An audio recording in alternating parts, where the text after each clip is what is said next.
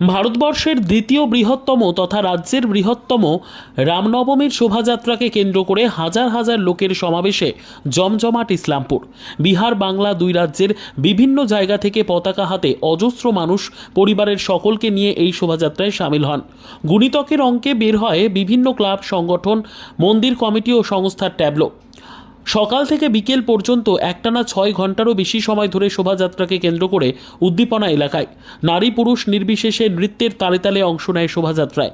সেখানে সামিল হন সাংসদ, বিধায়ক থেকে শুরু করে পৌরসভার চেয়ারম্যান এবং বিভিন্ন জনপ্রতিনিধিরা।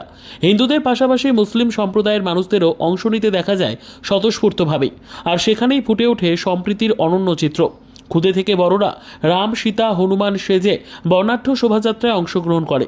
তবে এই শোভাযাত্রাকে কেন্দ্র করে এদিন কেন্দ্রীয় বাহিনী সহ রাজ্য পুলিশের ছিল কড়া নজরদারি। প্রতিবছর চৈত্র মাসের শুক্লপক্ষের প্রতিপদ থেকে শুরু হয় নবরাত্রি, যাকে বাংলায় বাসন্তী পুজো বলা হয়ে থাকে। আর ওই প্রতিপদের পরে নবমী তিথিকে বলা হয় রাম নবমী। কথিত আছে এই দিনেই জন্মগ্রহণ করেছিলেন পুরুষোত্তম রাম। সেই অনুযায়ী রামনবমীকে ধুমধামের সাথে পালন করা হয় ইসলামপুরে। প্রতিবারের মতো এবারেও ইসলামপুরের ঐতিহ্যবাহী রামনবমী উপলক্ষে উত্তর দিনাজপুর জেলার ইসলামপুর শহরের state farm colony Suryasen sporting club ময়দান থেকে রাম পূজনের পর একটি বিশাল শোভাযাত্রা বের করা হয়, যা শহর পরিক্রমা করার পর চোপড়াঝাড় জুনিয়র হাই স্কুল প্রাঙ্গণে গিয়ে শেষ করা হয়। এরপর সেখানে সকলের জন্য খিচুড়ি প্রসাদের আয়োজন করা হয়। রামনবমী উপলক্ষে সাম্প্রদায়িক সম্প্রীতির চিত্র শহর ইসলামপুরে। এই ছবি নতুন নয়, বরাবরই প্রত্যেক বছরে এই ছবি লক্ষ্য করা যায়। এবারেও তার ব্যতিক্রম হয়নি। Yes news, Islampur.